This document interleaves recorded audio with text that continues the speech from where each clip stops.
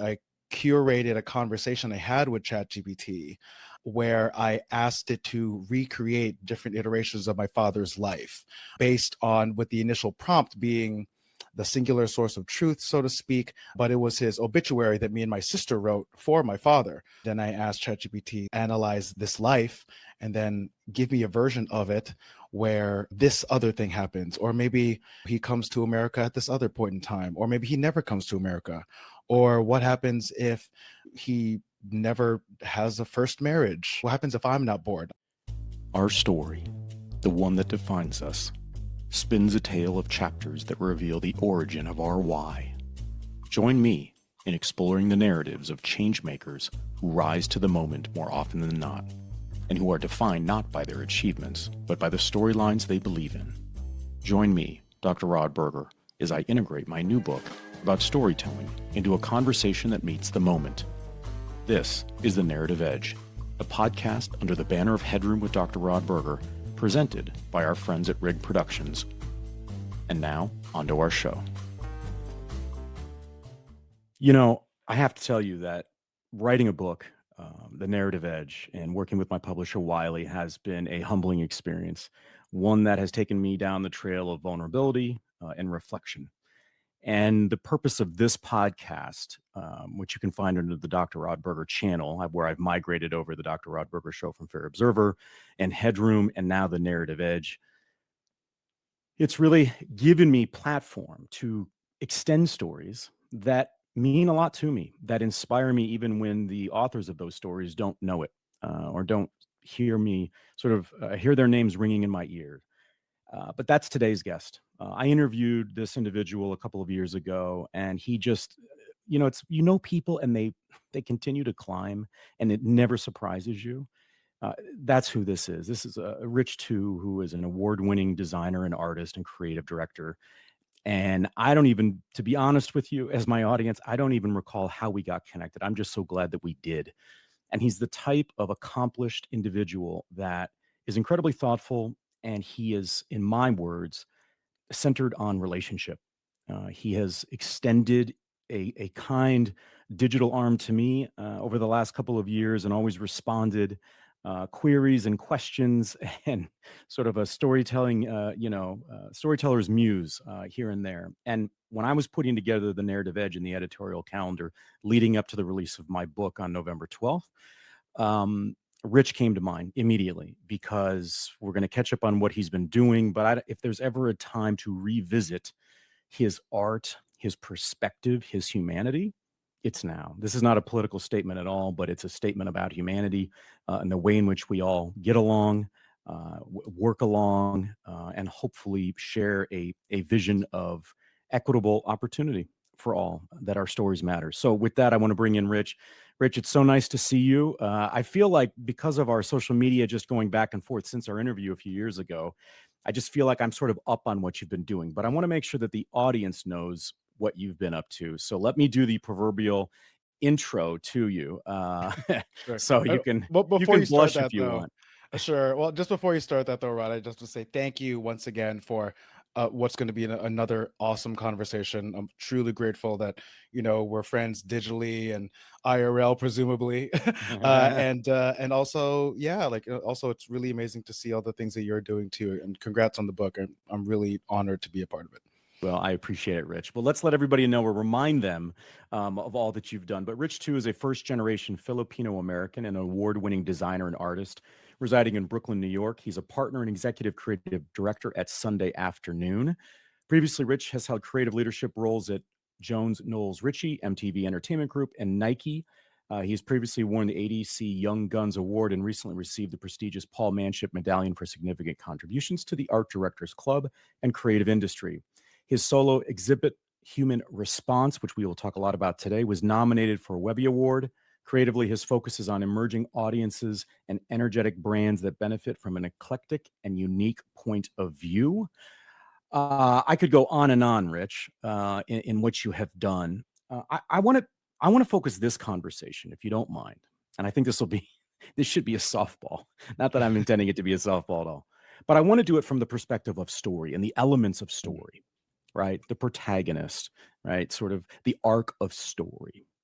And I want to do so basically sort of walking through your storyline because the human response, and I'm going to say this now sort of live in our interview, but we're going to do our best in post, and hopefully this is part of it and you'll see it and you'll hear it. But the human response exhibit to me is so timely in Mm, 2025. Not just because of AI, and I'll just sort of tease it out, and then I'd love for you to share it because I really what I want to get at is how did you approach it, and how would mhm. you potentially approach it now, mid 2025, because time is moving so fast, right? Right. We're sort of buying the car at the lot and it's depreciating within seconds of leaving that lot, and our Mm, our technology is evolving at such a pace that I think storytellers are running the risk of being flooded mm. and being overstimulated by the opportunities to tell stories in ways we never could before. So talk a little bit about the human response, the essence of it, Mhm. and how you might approach it differently today. Or I'll say this: what questions might you ask now of AI that you didn't then? That's a great question. And also, it's funny because I've been talking a lot about human response. And for the listener slash viewer, the exhibit itself came up, or it first debuted in 2023, almost 2 years to the day, maybe like 2 years and a month from right now. And it originally started after the death of my father in the summer of 2022, and I'd become very much enamored with the capabilities of AI, with generative AI, and I was using a lot of Chat GPT, especially in 2022. That's when it was fresh for a lot of people. Around that time, it was a bit more of like experimental, and people were just kind of inputting a lot of like little random things that weren't necessarily using it for like these large scale projects just yet. I think now is like way different. And everything you're saying about time moving so quickly, it's so true. And over the course of 8 to 9 months, what I did was I curated a conversation I had with ChatGPT, where I asked it to recreate different iterations of my father's life, based on with the initial prompt being the singular source of truth, so to speak. But it was his obituary that me and my sister wrote for my father. So, like, it's let's say we input the obituary, or I input the obituary, and then I ask ChatGPT, like, and analyze this life, and then give me a version of it where this other thing happens, or maybe he comes to America at this other point in time, or maybe he never comes to America, or what happens if he never has a first marriage. I don't know, like what happens if I'm not bored. I just kind of went through all these different iterations over the course of like 2 or 3 months. Then I realized that there was something interesting here, because I was using it very much for a bit of a catharsis, and Yeah. also a way to re-engage with the concept of a person after having felt a loss, because we know after people pass you can't necessarily create new memories with them, right? But you can create memories and ideas around the concept of a person.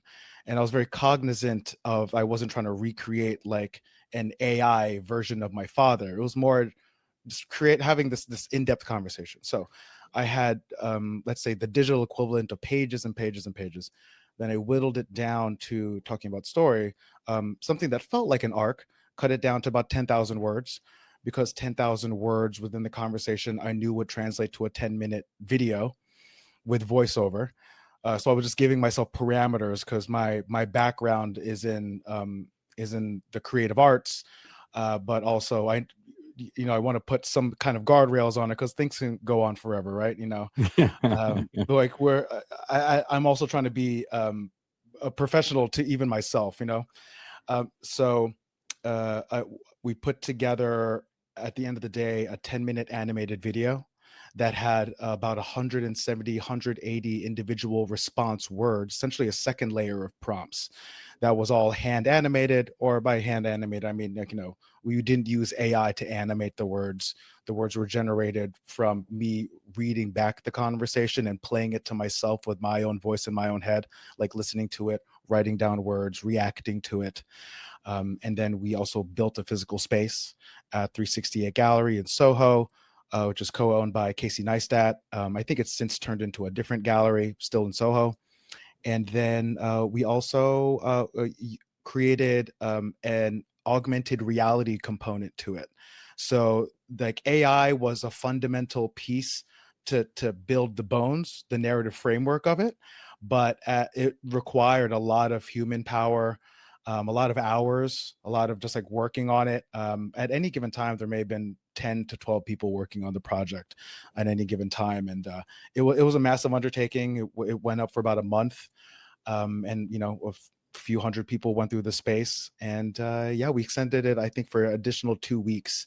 And then, yeah, some got a lot of attention. So now that I'm having even more conversations around it because of all the different things that AI is doing.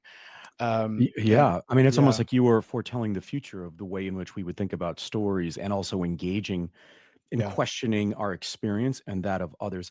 Let's sort of dive into the layers of the storytelling sure. of the human response because it's so powerful in so many ways. And here's what I did. I forced myself to think about it in different ways when I watched it. One was to just listen. And then another time I just wanted to watch it, like focus my attention on the wave basically that you took me on.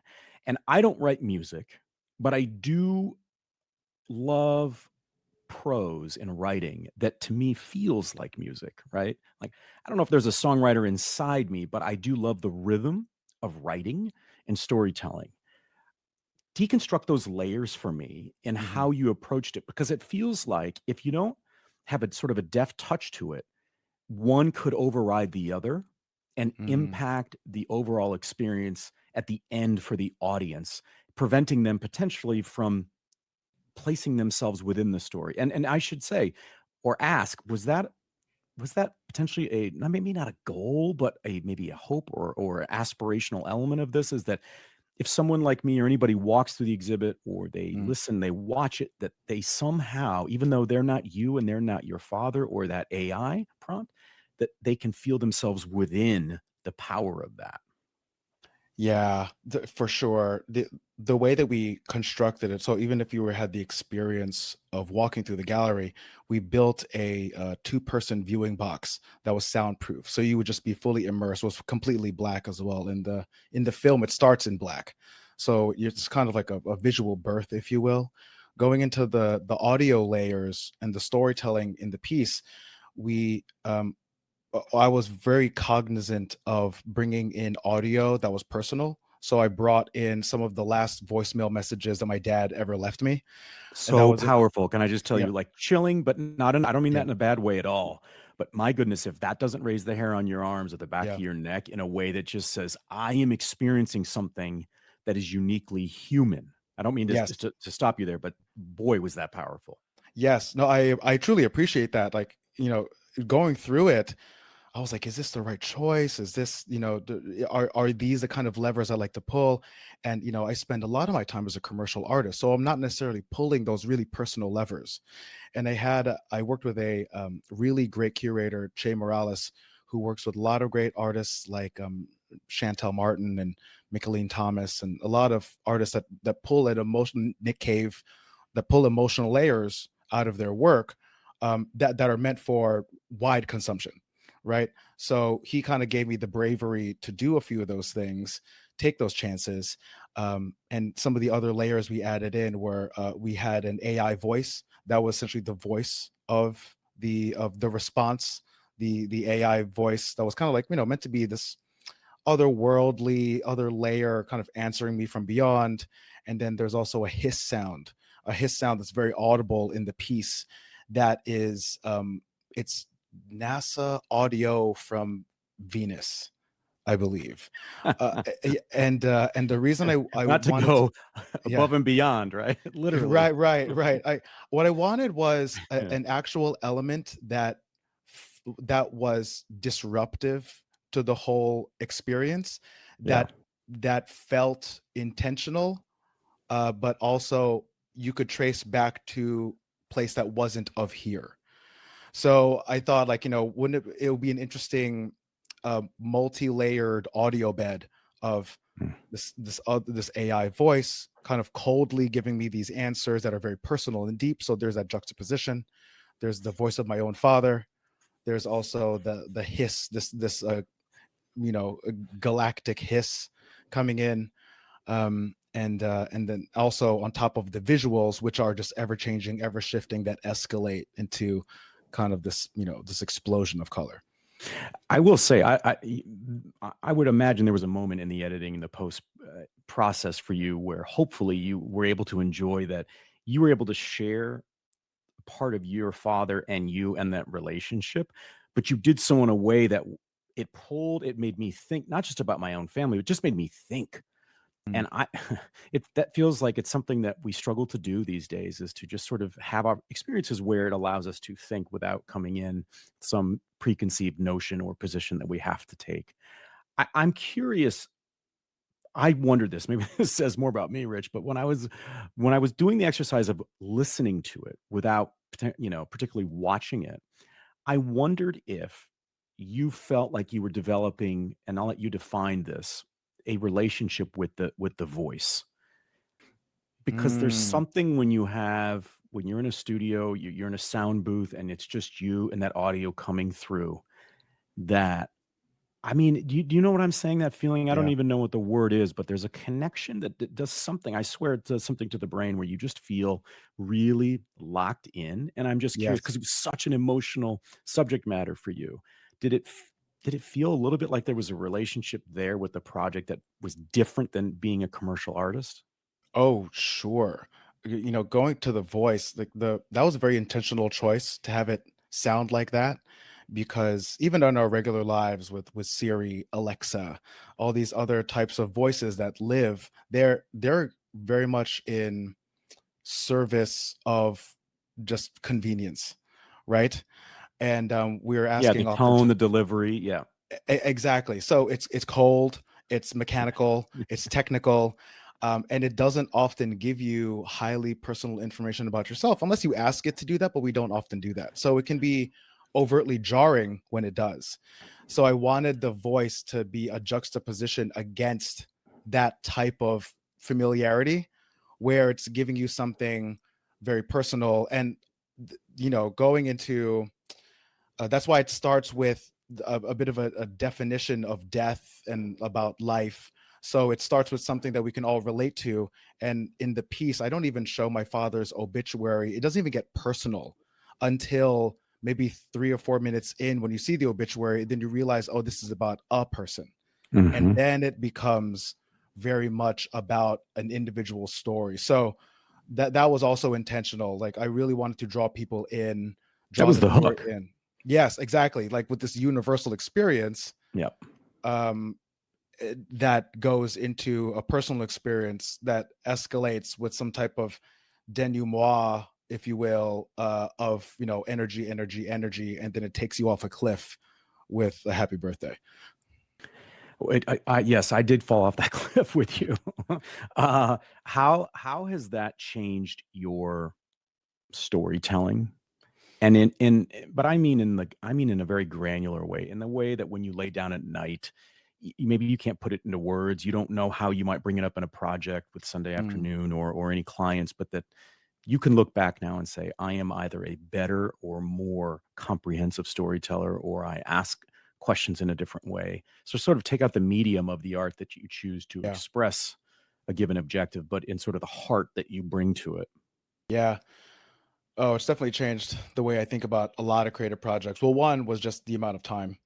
You know, I'm used to working on creative projects, you know, with all types of timelines, like sometimes years, right? Like maybe 1 or 2 years even, but mostly commercial. So I hadn't quite done something so personal where you're the engine. A lot of times the engine behind a project is client based, or, you know, financial based, or, you know, something based outside of the self.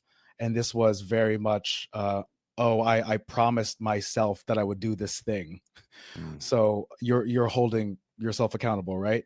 And sometimes with accountability, I some people tend to let things fall by the wayside, and I just realized that I tend to dig in even more. Does So that does that also yeah. does that play a role?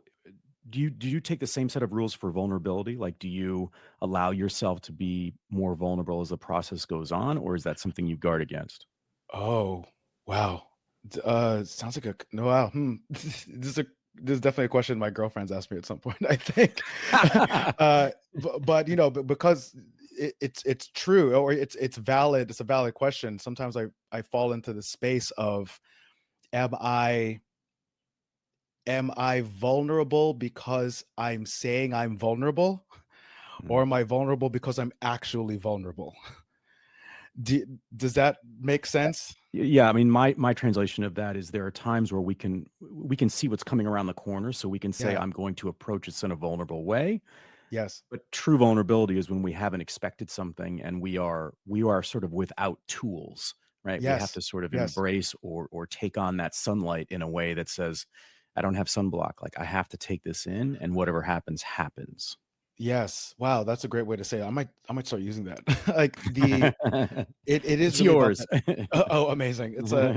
It's really about that energy flow for me, for vulnerability. Like I for this, that's why I brought in Che, my curator, for this, because he was my vulnerability accountability, or he Mm. was the one saying, hey, you need to tug on this string a little bit more.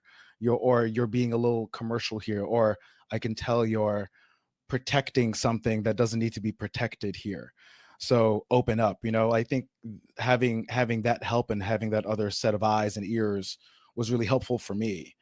And that did change my storytelling, because we see it so much in commercial storytelling, where everything's very messaging based, and things are effective down to almost the science, where it's like you watch any sort of 30-second commercial, and it's maybe 2 or 3 points of action, some sort of title card, and then a CTA that tells you what to do at the end. And then you rinse and repeat for, a 3-minute commercial break while watching the NBA playoffs or something like that, right? And then we cut down that messaging even more, for 15 seconds, for 6 seconds. You can scale everything up and down how you need to. Uh, and I really wanted to push away from all those instincts and do the thing that was opposite of art, or that was intrinsic to art, where if commercial art, and this is at least according to my definition, if commercial art is meant to at least answer a question, or commercial creativity answers questions. Commercial creativity has criteria, as well as ROI and KPIs, and metrics of success.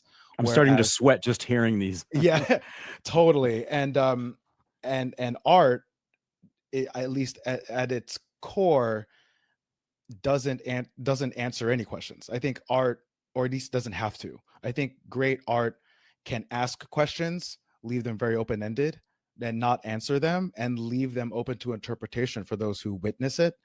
And that was also like an intention here, was to leave it very open ended, so people could receive what they wanted to receive on all the layers. It's kind of like, it's like a sandwich you have to make yourself a little bit, but you can cut it how you need to. Hi, I'm Dr. Rod Berger. Thanks for listening to the episode today. You know, in my travels across 6 continents and through thousands of interviews with everyone from Magic Johnson to refugees in Africa, I've discovered something profound. We're all storytellers, but most of us have forgotten how powerful our stories really are. That's why I wrote The Narrative Edge, because your story isn't just nice to have, it's essential. Whether you're leading a team, raising kids, or simply trying to connect authentically in our digital world, the stories you tell, and more importantly, how you tell them, can change everything. This isn't about perfection. It's about finding the courage to share who you really are. Because when you embrace your authentic story, you don't just meet the moment, you transform it. Are you ready to discover the narrative edge of your story? You can visit drrodberger.com and order your copy today. Your story matters, and it's time the world heard it. And now back to the episode. I'm curious. This says a lot about, I think, me and the people that I've been very lucky to spend time with and interview and share space with. But do you find it increasingly more difficult to embrace the physical world as opposed to being on a canvas of sort of your own doing and telling? Because I remember the first time I had this experience. I was getting ready to land in Senegal, in the capital of Dakar, looking down as the plane is literally landing, and I just thought, I'm going to start writing stories the way that I wanted to write stories. Right? It was sort of creative independence, that I'm going to be messy and open. And if people respond to that, great. But then I started to feel that, one, that I finally found my sort of zone. But I felt like when you return a rental car and you cross over the spikes, when you bring it back to the airport, you can't back up. That once you have sort of fallen off that cliff, to your point, in the human response exhibit, it's really tough to turn back or to look at your previous life within the same context, because Mm. you've seen a different color palette. You've experienced a different sort of the senses have changed, right? Um, does how does that speak to you? Do you understand that sort of juxtaposition between our real life and this sort of digital or imagined life? It's like Deepak Chopra. When I interviewed him, he talked about younger people that are getting disenfranchised with the physical world because they can go into a digital environment and move a tree with a mouse click. Yeah. And so it changes the way in which you look at life. So as you continue to build that muscle of creativity, do you find it easier, harder, or have you not really thought about how it does impact your ability to interact in the physical world? I think that's an important question. The idea of what my what my interaction is with the digital world versus the IRL world, it has definitely shifted. I will say that ever since I did the exhibit, I've gotten more into writing and more into Mhm. directing. Actually, I've directed a couple of shorts since, like with working with actors that are also narrative that I haven't even put out into the world, that I just wanted to get a creative exercise in, and also like the digitalness of it, because I'm very much trained as a designer, trained as an illustrator. I teach at the School of Visual Arts, in a third year honors class about design, where it mixes traditional design principles but with content creation as well as personal authorship. And I found myself craving, um like, the idea of the Mhm. mise en scène in cinema. So like the concept of everything that occupies a frame, right? So, and then that goes from just performance to costume design to the time, to the time of day, to lighting, to the yada yada yada, editing, like everything, like this multi-layered approach, right?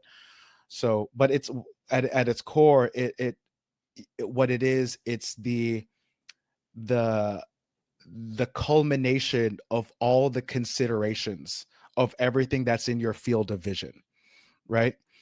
And that's kind of what I've gotten much more into, because the idea of everything that's in my field of vision, I have to ask myself, do I want to be a designer and like have the ability to nudge this singular Mm. thing one or two pixels over because that matters for some reason? Or do I want to touch grass? Do I want to tell an Mm. emotional story that has where I want to elicit a reaction out of someone, in order to accomplish goal X, which is probably like, to bring joy, to bring sadness, to lift up, to bring down, to make a left turn or something. That's kind of where my head's gone. So this idea of living in a digital world, that's never going to go away. Obviously, it's only going to evolve. And that's also where we have to meet those that we create for, fortunately or unfortunately. So it's always a consideration, but it has made me want to focus on things or bring things into my field of vision, into my personal mise en scène, that is real, that does feel very real, tangible, authentic, Does that whatever you want. require Yeah, pruning? Does that require pruning of the I'm not gonna say people, but maybe the things that have been in within those 4 lines, those 4, yeah, right? yeah. Those 4 walls, for you personally and professionally, and is it hard to make a distinction between those 2 very distinct worlds? I think for most people, maybe they blend. I think they definitely blend. When it comes to the pruning, um, I think pruning happens when it needs to happen. Mhm. What I've gotten a little bit more used to is creating a set of circumstances where real life can happen. And this is like specifically when it comes to the creative process, like giving the space for the thing to happen and witnessing the thing. And Mm. and when you see the thing, and whether that's, maybe an improvisational great piece of design that yourself or another designer brings to the table, like, oh wow, that's great, actually we should zero in on that. Or if you're directing something, here's a great little performance tick that no one expected, that also reacting to the entirety of the scene, that's really wonderful. Let's lean into that, like creating a set of circumstances where um, where realness or real life can interrupt what can be often a cold experience for Mhm. everybody, you know. I love that. So we're going to pivot, but we're going to see the connect. I think if I do my job, we'll make the connection here. So I want to talk about your project with FIFA, Hmm. and I want you to be able to talk about it because you'll do it justice, and it's just so incredible. And I shared that I've shared it with my kids, and it's just so. Well, I'm going to let you talk about it, but here's my question for you about this project with FIFA and the World Cup: is talk to me about the process, like after you've been commissioned, okay? Like walk me and the audience through this process of going from human response where I would imagine you're trying at a very basic level, fundamental level, to honor and respect the life and legacy of your father and the relationship that you had there with him, to something where you are tasked with very broadly representing a kaleidoscope of culture, of voice, of experience. It's about representation, and that to me is a word that should be underscored with you because I think you're so adept at helping people feel represented through art. And so, tell us about the project, and then walk me through that initial, after sort of maybe the elation of getting the call to be commissioned, and how you thought about tackling representing something as big as New York and New Jersey. Yeah, that was a big one. It's funny because when they first reached out, you get this sense of, oh wow, did they get the right guy? Like you really wonder, like, oh, this is something that the World Cup is in the back of everyone, like the globe's mind. It's like it's the World Cup. It's not the neighborhood cup, right? It's not The Borough the Cup, yeah. yeah, or the cul-de-sac cup, right?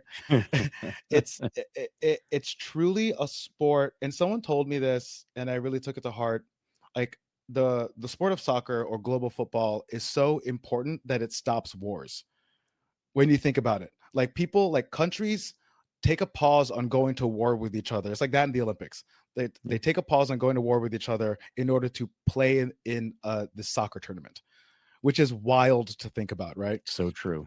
Yeah, and when I look at the history of the World Cup posters, it's some of the most iconic pieces of design with amazing artists from all over the world throughout the past 100 years. And there are some really iconic ones. It's also one of the last big events that we can think of that actually takes into account the poster as a precious object, right? And like there aren't a lot, like even if you think about the Olympics, you don't think about the Olympics poster when you used to, but you don't really think about that now. Or almost any sporting events. Like think about the Muhammad Ali versus Frazier fights. You think about the poster, Yeah. but that idea stops after a certain point. And so they called you. Was this out of the Yeah, blue? And what did they yeah. say to you? How did they communicate the request? They reached out in January of this year, a little bit after New Year's, and it was simply just an email. As often a job like this comes through, it's just an email.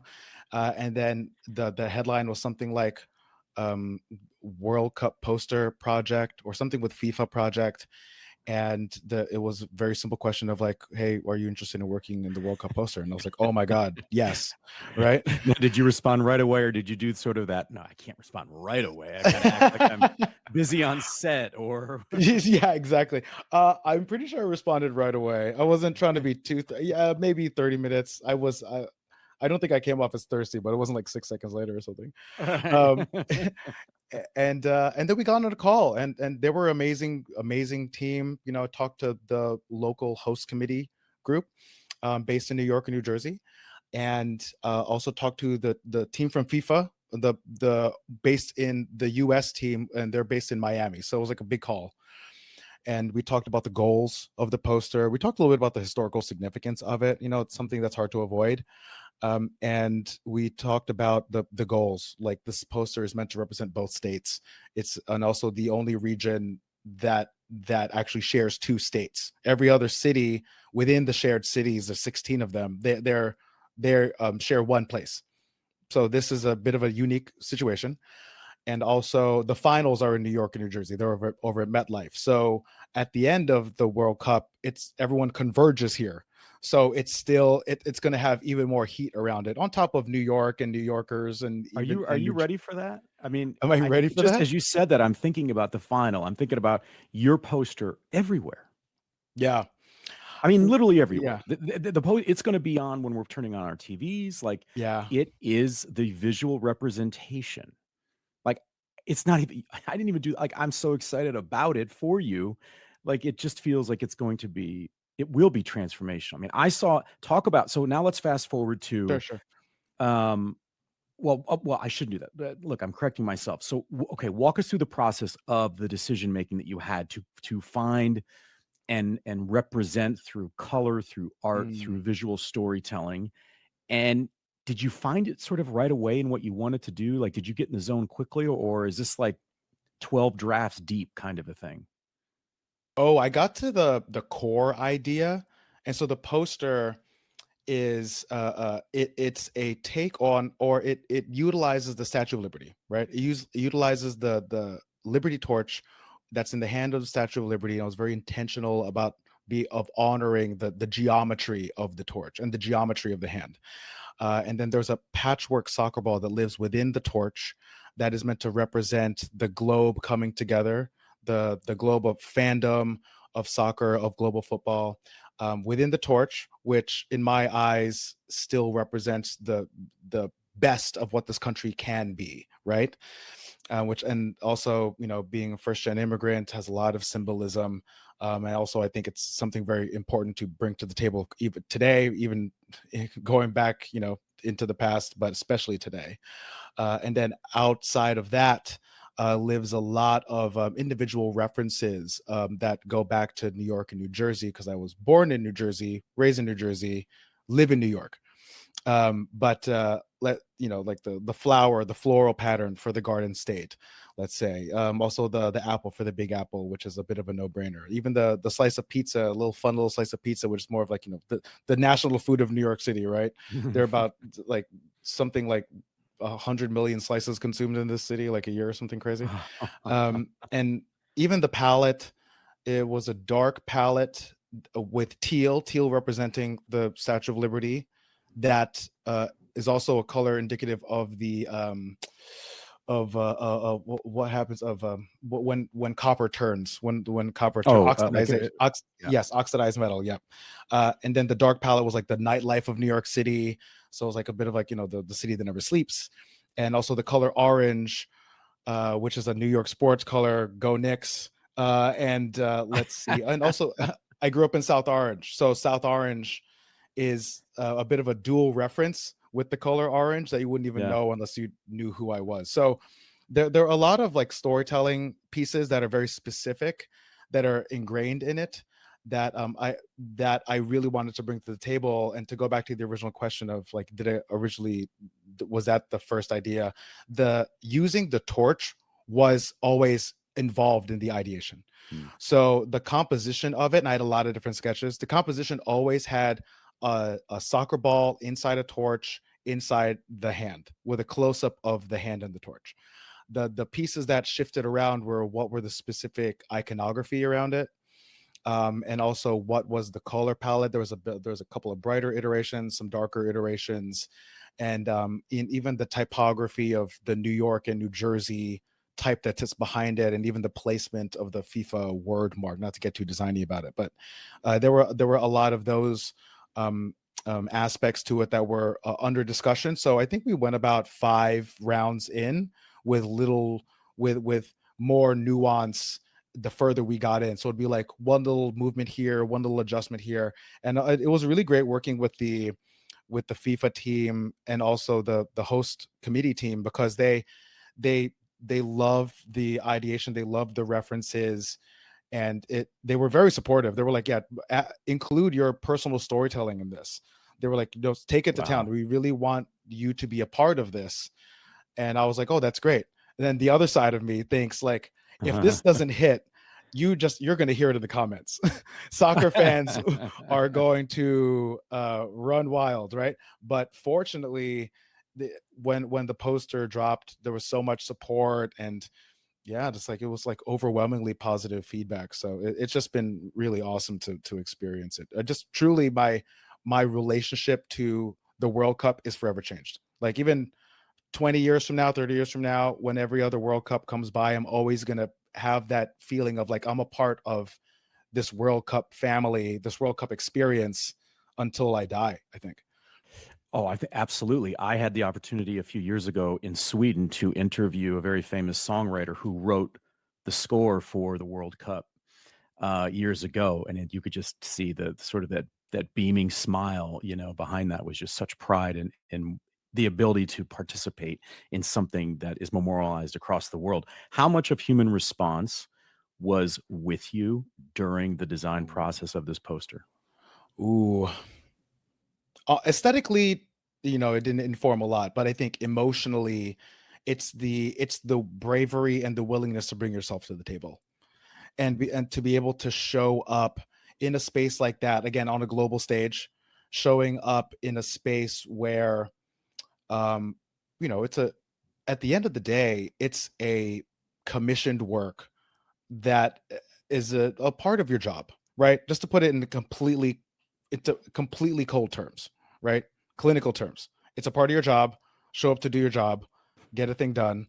Otherwise, you don't get paid. You don't put food on your table, right? So, the when you take that complete extreme of it, doing a project like Human Response, or doing projects that are also allow for my personal storytelling, they just give me the comfort levels as well as the courage to be able to say, to lay it out there, going back to the vulnerability, and putting a bit of your DNA into something, because like these opportunities don't come every day, and you realize after a certain point, they want you to be able to bring that personalness to it, because even in if your story is specific, there's something that other people can see in it, and also even in that there are universal aspects to it that everyone can see.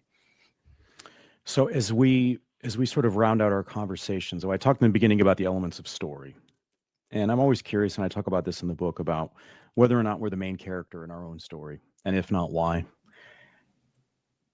How has your role and designation as a character, whether that's a supporting character or as an oak tree on the stage as like a third grader, or a main character, how has it evolved, and how has art helped you in that journey?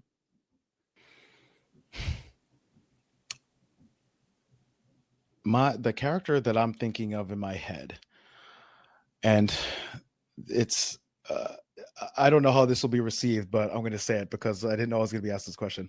Remember when I think it was the Golden Globes, when Timothy Chalamet was talking about greatness?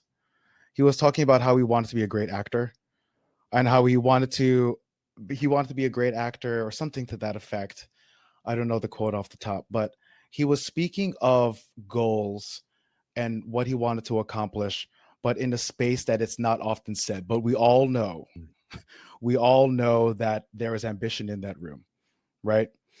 And what I think was very refreshing about what Timothy Chalamet said, and like about his goals of being a great actor, and also taking his craft seriously, is that uh, we know that's within him, but also we know we can appreciate someone that takes it seriously, right? So, in terms of like my main character, what I've come to truly realize about myself is that I take what I do pretty seriously, and that my goals are, I really want to put out great work, and I've started to vocalize that even more as of late, um, and I used to do, I still do, but it's kind of like my Curb Your Enthusiasm. I do a podcast called First Generation Burden about the convergence of immigrants and the creative community. And I haven't done it in a couple of years because I realized I wanted to focus on work, and that I wanted to do work that mattered, do work that had the impact that I was looking for.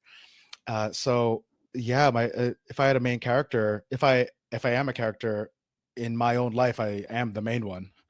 But that said, I do want to have a level of greatness to the output that others can see the greatness in themselves, and also see the potential in themselves, because I think the world needs good examples of what's possible, you know? So, and going back to the FIFA project, what I love about that is that I'm just the latest of many stewards of a brand that affects people around the world. That when the next person that, that does this in 4 years or whatever comes in, they'll look at the whole lineage of time and say, hey, here's what's been done. Here's some great examples. Hopefully the poster that I did is one of those examples. And yeah, and you just want to pass it forward and pay it forward, and allow others to put themselves on. So, I believe in building on the other blocks of greatness, if that makes any sense. I hope you've enjoyed this episode of The Narrative Edge. Like Rich had said, as a steward of the messages and the representation of the people and the communities that surround us, that embody us, it's a responsibility. My word, not his. And he takes that responsibility, in my estimation, with great care. And I could not have picked a better voice to represent all the effort, blood, sweat, and tears that I put into the narrative edge, and the power of story when we basically let it out free, let it freely roam, and do so in creative ways like the human response. I encourage you, if you didn't know about Rich 2 before, you sure know him now. He is a powerful voice that I would estimate is only going to continue to grow. The character by which he represents himself and in the stories he tells will continue to develop a following and create an imprint for good, representation, and equality. You can go to Rich2, that's RICHTU.com, or sundayafternoon.us to learn more. On my socials, you're going to see the poster for the World Cup. We're also going to do our very best to put out the human response a video and story for you as well, because I think it's about inspiring thought without answers. God knows we have enough answers coming through AI, and I'm so glad we were able to incorporate that into a very timely discussion. You can learn more about my book, The Narrative Edge. You can go to drrodberger.com/book. You can pre-order the book and send me a note on who you'd like to hear more from, because this is your story. It's not mine. It's one planet, and it's ours to share. Once again, I'm your host, Dr. Rod Berger. You've been listening to The Narrative Edge. You can get your copy of the book wherever books are sold. And remember that The Narrative Edge takes you around the world of storytelling, returning you to your story and the moments that define a life in motion. I want to thank my friends at Rig Productions and encourage you to check them out if you're looking to broadcast your ideas. Until next time, my friends, and remember that if you're not in control of your story, well, who is?